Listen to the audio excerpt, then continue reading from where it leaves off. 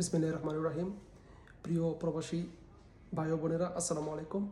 আপনারা অনেকেই ব্যালট পেতে শুরু করেছেন। দয়া করে 21 তারিখের আগে কেউ ভোট প্রদান করবেন না।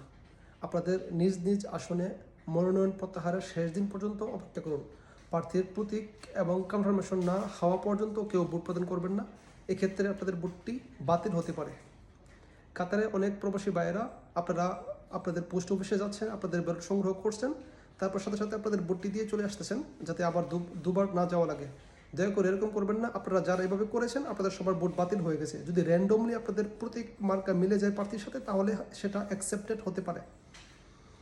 আপনাদের একটু গাফিলতির জন্য আপনাদের ভোটটি বাতিল হয়ে যাচ্ছে। আপনারা দয়া করে আপনাদের ব্যালট সংগ্রহ করুন। আপনারা 21 তারিখের পরে আপনারা ভোট প্রদান করে আপনাদের ব্যালট হাতে রাখুন। দয়া করে আমাদেরকে নক করবেন, আমরা আপনাদের ব্যালট নিয়ে পোস্ট অফিসে পৌঁছে দেবো ইনশাল্লাহ। দয়া করে আপনাদের ভোটটি বাতিল করবেন না। বিস্তারিত জানতে চাইলে আমার কমেন্ট বক্সে কমেন্ট করতে পারেন।